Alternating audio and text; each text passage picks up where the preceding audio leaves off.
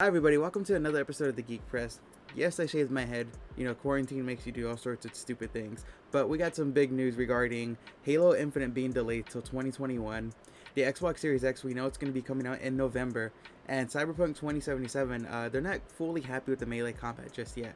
But let's talk about the biggest news and talk about Halo Infinite being delayed till next year. Microsoft's biggest game, Halo Infinite, has been delayed to 2021. This was originally set to launch this year around holiday season. As of right now, there isn't a release date for when we'll be getting Halo Infinite, and this is really big news because Halo was meant to be the flagship game that was going to carry Xbox into the next generation. But that's no longer the case now.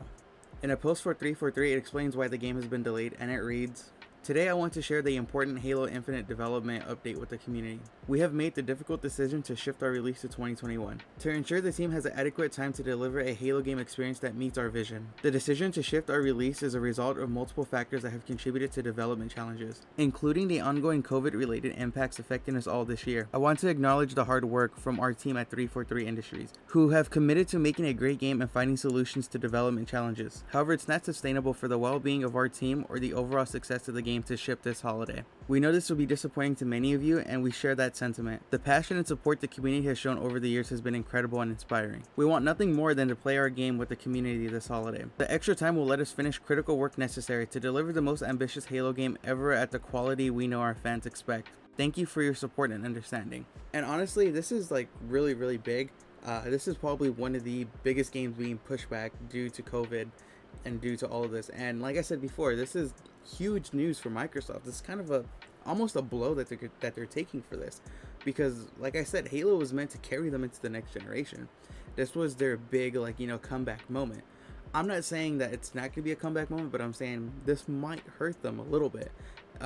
Maybe just at launch, just because people such as myself were really looking forward to playing this at launch, but I'm still gonna buy an Xbox. But for those people who aren't like Xbox fans, or the people who are maybe on the fence, this will definitely shift opinions back to either PlayStation, Switch, or whatever they may be.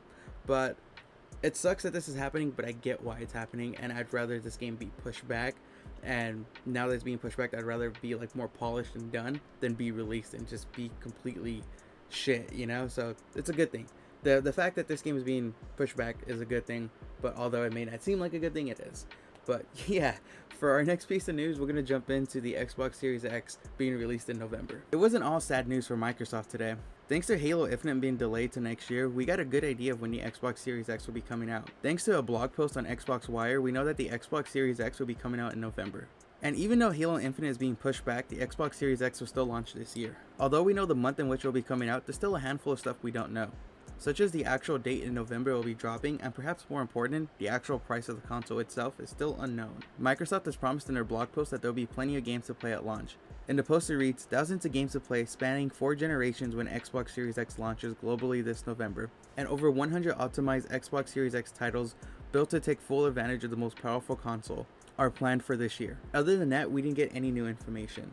They just reinstated that the Xbox Series X will launch with Game Pass, and Game Pass Ultimate users will be able to use Project X Cloud on Android phones, and Apple it's still pending. It's important to note that the Xbox Series S, which was codenamed Project Lockhart, wasn't mentioned at all. The name of the Xbox Series X was confirmed in an Xbox Series X controller leak that stated that it will work for both the Xbox Series X and S. The Xbox Series S is a lower powered version than the Xbox Series X, and it's rumored that it's going to be sold at a cheaper price than the X. And there we have it right there. There's some actually, we kind of have an idea now of when the new Xbox is coming out. It's coming out in November. I honestly thought it was going to come out in October. So this kind of, shits on my dreams of playing it a little bit early. But whatever. Now that we know it's coming out in November, give us a fucking date and a price. Come on. It's not that hard.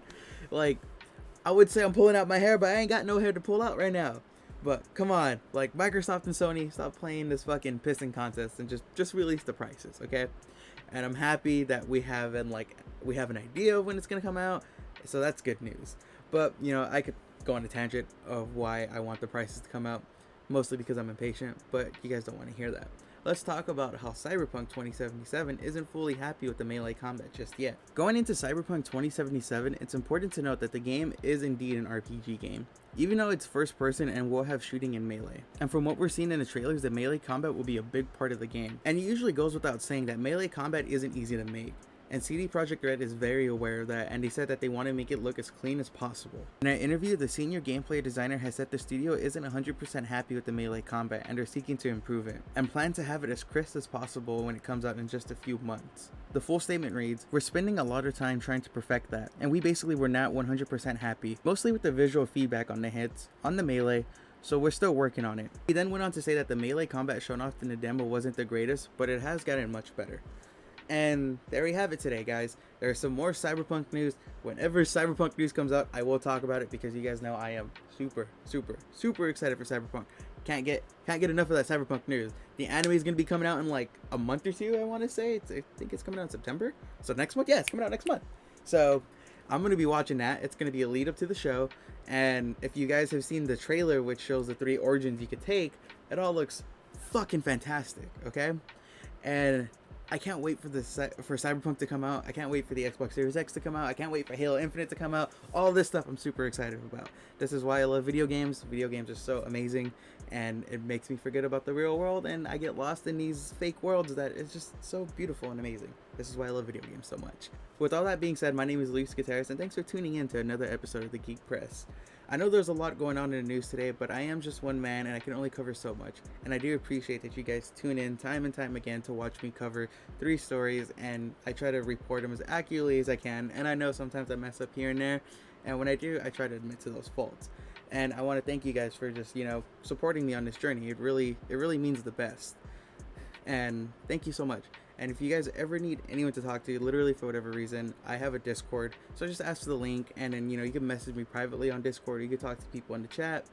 But I'm going to leave the social media links down for my Instagram, my personal one, my Twitch one, and the Geek Press, as well as for my Twitters and my Twitch and everything else right there. So it's all going to be in the description down below.